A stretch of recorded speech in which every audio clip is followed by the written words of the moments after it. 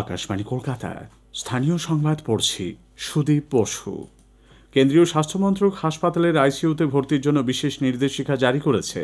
সংকটজনক কোনো রোগী বা তার আত্মীয় যদি অনুমতি না দেন তাহলে হাসপাতালগুলি সেই রোগীকে আইসিইউতে সরাসরি ভর্তি নিতে পারবে না। একমাত্র কোনো অঙ্গ বিকল হয়ে যাওয়া বা শারীরিক অবস্থা দ্রুত খারাপ হচ্ছে এমন আশঙ্কার ক্ষেত্রেই রোগীকে আইসিইউতে দেওয়া যেতে পারে।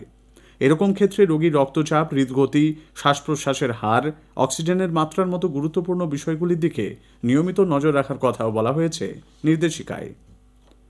কেন্দ্রীয় সরকার কখনোই রাজ্যের সাধারণ মানুষকে প্রাপ্য অধিকার থেকে বঞ্চিত করে না বলে কেন্দ্রীয় গ্রামোন্নয়ন প্রতিমন্ত্রী নিরঞ্জন জ্যোতি মন্তব্য করেছেন। 100 দিনের কাজ সহ কয়েকটি প্রকল্পে ব্যাপক কারচুপির কারণেই বরাদ্দ আপাতত বন্ধ রাখা হয়েছে বলে তিনি জানান। রাজ্যের কাছে বারবার হিসেব চাইলেও সুস্পষ্ট কোনো জবাব মেলেনি। দিল্লিতে তৃণমূল কংগ্রেসের সাধারণ সম্পাদক অভিষেক বন্দ্যোপাধ্যায়ের নেতৃত্বে সাংসদদের অবস্থানকেও কটাক্ষ করেছেন নিরঞ্জন জ্যোতি। ऐसे कई जनपद हैं जहां 4-4 करोड़ का घोटाला हुआ है। उससे जो भी घोटाला करने वाला है उसके ऊपर कार्रवाई करिए। यदि हमें पैसा रोकना होता तो हम आवास का रोकते, प्रधानमंत्री सड़क योजना को रोकते, राज्य वित्त का पैसा रोकते। हम किसी मद का पैसा नहीं रोके। सबसे ज्यादा स्वयं सहायता समूह का पैसा हम अभी भी जारी कर रहे हैं। यदि हमें रोकना हमारी मंशा होती तो हम हर मद का पैसा रोक देते। पश्चिम बंगाल के जनता के साथ हम खिलवाड़ नहीं होने देंगे।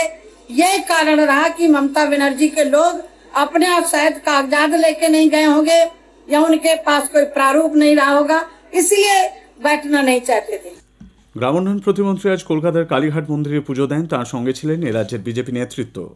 কেন্দ্রীয় সরকার চাইলেও এ রাজ্যে সংশোধিত নাগরিকত্ব আইন সিএএ কোনোভাবেই বলবৎ করতে দেওয়া হবে না বলে রাজ্যের নারী ও শিশু কল্যাণ মন্ত্রী তথা তৃণমূল কংগ্রেসের মুখপাত্র শশী পাঁজা মন্তব্য করেছেন।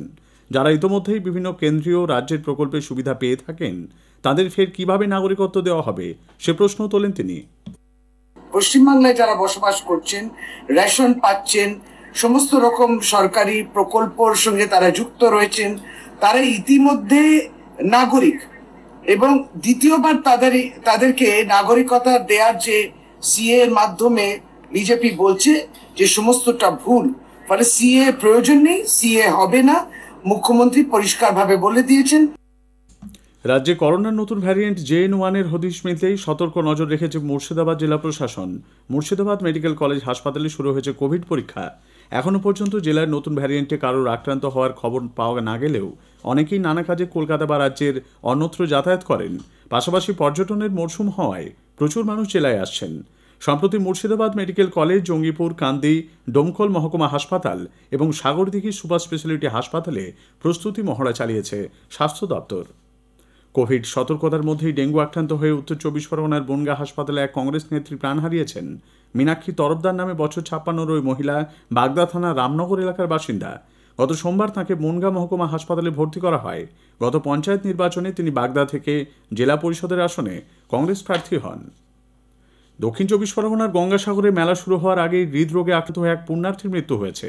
গোবর্ধন সিংহ নামে বছর 64 ওই প্রৌঢ় রাজস্থানের শিবমণি মন্দিরে পুজো দেবার পর কচুবেড়িয়া ঘাটে ফেরার পথে বাসের মধ্যে তিনি হৃদরোগে আক্রান্ত হন। কাকদ্বীপ মহকুমা হাসপাতালে নিয়ে যাওয়া হলে চিকিৎসকরা তাকে মৃত বলে ঘোষণা করেন। দক্ষিণ 24 পরগনার পাথর প্রতিমার রামগঙ্গায় 6 দফা দাবি তুলে West Bengal United fishermen association আজ সকাল 10টা থেকে অবস্থান বিক্ষোভ শুরু করেছে।